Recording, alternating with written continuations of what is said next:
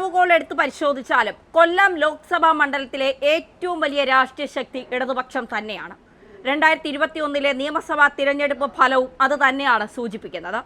Sitting എംപിയായ NK പ്രേമചന്ദ്രന് ഇത്തവണ കാര്യങ്ങൾ അത്ര എളുപ്പമല്ല.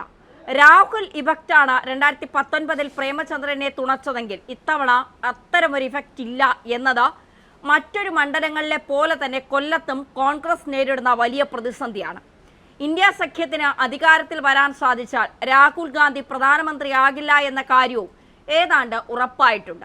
അത്തരമൊരു സാഹചര്യത്തിൽ പൊതുസമ്മതരായ മറ്റു പ്രതിപക്ഷ നേതാക്കളിൽ ആരെയെങ്കിലും പിന്തുണയ്ക്കാൻ കോൺഗ്രസും നിർബന്ധിക്കപ്പെടും.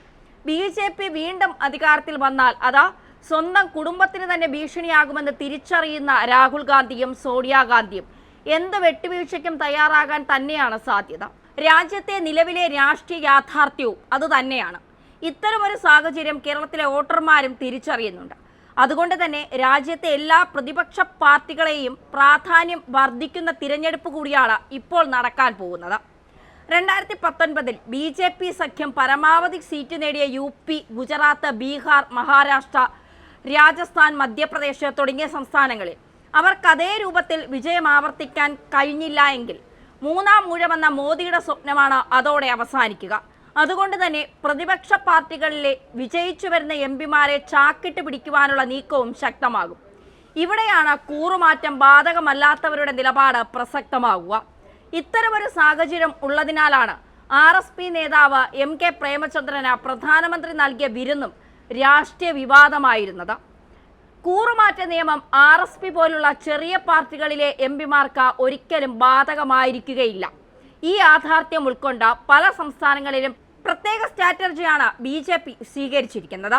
543 അംഗങ്ങളുള്ള ലോക്സഭയിലെ കേവലം 7 എംപിമാർക്ക് മാത്രമായി പ്രധാനമന്ത്രി നടത്തിയ വിരുന്നിലേക്ക് RSP നേതാവായ NK പ്രേമചന്ദ്രൻ ക്ഷണിക്കപ്പെട്ടതിൻ്റെ പ്രാധാന്യവും ഇതുതന്നെയാണ്.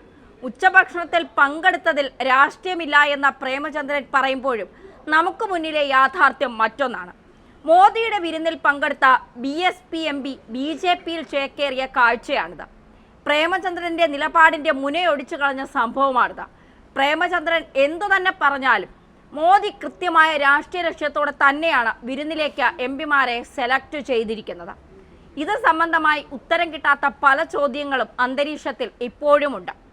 തങ്ങളെ ക്ഷണിച്ചിരുന്നെങ്കിൽ പങ്കെടുക്കില്ലായിരുന്നു എന്ന കേരളത്തിലെ ലീഗ്, കോൺഗ്രസ് എംപിമാർക്ക് പോലും പറയേണ്ടി വന്നതും വിരുന്ന് വിവാദത്തിലെ അപകടം മുന്നിൽ കണ്ടതുകൊണ്ട് മാത്രമാണ്.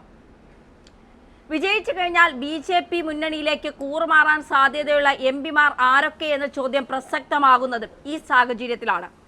MP ആയി മാത്രമല്ല MLA ആയും മന്ത്രിയുമായും ഒക്കെ തൻ്റെ ഇന്ന് വരെയുള്ള രാഷ്ട്രീയ ജീവിതത്തിൽ പ്രേമചന്ദ്രൻ പ്രവർത്തിച്ചിട്ടുണ്ട്.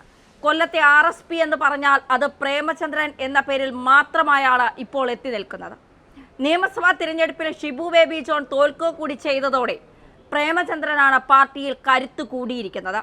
എന്നാൽ ഇതൊന്നും തന്നെ ജില്ലയിലെ കോൺഗ്രസിലെ പ്രബല വിഭാഗം അംഗീകരിച്ചു കൊടുക്കുന്നില്ല എന്നതാണ് യാഥാർത്ഥ്യം. അവർ തന്നെയാണ് വിരുന്ന് വിവാദം കത്തിച്ച് നിർത്തുന്നതിലും പ്രധാന പങ്ക് വഹിക്കുന്നത്. കോൺഗ്രസ് മത്സരിച്ചിരുന്ന കൊല്ലം സീറ്റിൽ പ്രേമചന്ദ്രൻ പരാജയപ്പെട്ടാൽ അടുത്ത തവണ കോൺഗ്രസിന് മത്സരിക്കാൻ കഴിയും എന്നതാണ് ഒരു വിഭാഗം നേതാക്കളുടെ കണക്കുകൂട്ടൽ. ചവറയിലെ ഷിബു ബേബി ജോണിന്റെ തോൽവിക്ക് പിന്നിൽ പോലും കോൺഗ്രസിന്റെ പാലം വലിയെന്നാണ് RSP കരുതുന്നത്. ഇത്തരം നീക്കം പ്രേമചന്ദ്രന് എതിരെ ഉണ്ടാകില്ല എന്ന് RSP നേതാക്കൾ പറയുന്നുണ്ട് എങ്കിലും എന്താണ് സംഭവിക്കുക എന്നത് കണ്ടു തന്നെ അറിയേണ്ട സാഹചര്യമാണ് നിലവിലുള്ളത്. ഇടതുപക്ഷ സ്ഥാനാർത്ഥിയായി നടൻ മുകേഷും BJP സ്ഥാനാർത്ഥിയായി സിനിമയും സീരിയൽ താരം കൃഷ്ണകുമാറുമാണ് മത്സരിക്കുന്നത്. ഇതോടെ താരപ്പോരാട്ടം നടക്കുന്ന മണ്ഡലമായാണ് കൊല്ലം മാറിയത്. നിയമസഭാ തിരഞ്ഞെടുപ്പിലെ കൊല്ലത്തിലെ മിന്നും ജയമാണ് ഇടതുപക്ഷത്തെ സംബന്ധിച്ച ആത്മവിശ്വാസം വർദ്ധിപ്പിക്കുന്നത്.